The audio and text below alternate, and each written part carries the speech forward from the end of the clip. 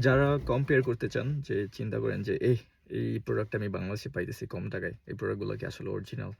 ওইটা আপনি নিজে চিন্তা করে দেখেন। আর বাংলাদেশের গুলিস্তানে ওইটার কথা বললাম না। যে সবকিছুরই কিন্তু বাংলাদেশের গুলিস্তানে, চকবাজারে এই জায়গায় ওই জায়গায় পাওয়া যায়। এগুলো বাংলাদেশের ঢাকায় পাওয়া যায় না। এরকম কোনো প্রোডাক্ট নাই। সব ব্র্যান্ডের প্রোডাক্ট পাওয়া যায়। সবকিছুই পাওয়া যায়।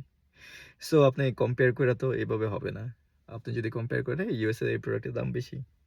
কারণ এটা অরিজিনাল আপনার এখান থেকে আসতেছে। আর এটা বাংলাদেশে যারা পাচ্ছেন বা বাংলাদেশের যে দোকান থেকে পাচ্ছেন, যে জায়গা থেকে পাচ্ছেন এটা কি আসলে অরিজিনাল? এটা আপনার কাছে কোয়েশ্চেন, আপনার কাছে রাইখা দিছি। কারণ আমি জানি না, আপনি জানেন। সো কম্প্যারিজন এ আমার প্রোডাক্ট বা ইউএসএ থেকে যে প্রোডাক্টগুলো নিবেন প্রাইস বেশি পড়তেই পারে। বাট এটা কি হবে? এটা আপনার লেজিট থাকতেছে যে আপনি জানতেছেন যে হ্যাঁ, যে একদম ইউএসএ থেকে নিচ্ছি, ইউএসএক্সবিডি থেকে নিচ্ছি। কারণ আমি প্রোডাক্টগুলো দিছি, প্রোডাক্টের লিংক দিছি, দেন ওরা পারচেজ করে দিছে। আর এটা ভ্যালিড থাকতেছে একদম।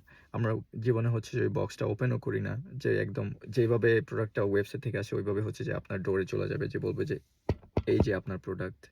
এইভাবেই যাবে একদম। আপনি নিয়ে নিবেন।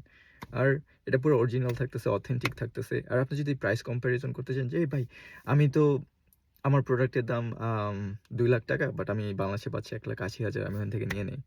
নিয়ে নেন। বাট আমি তো জানি না, আপনি জানেন না ওইটা কি আসলে অথেন্টিক কিনা। So if you are looking for authentic product কি করা লাগবে আপনি জানেন। So that's all. Connect with Saidur, connect with USXBD. That's all. By.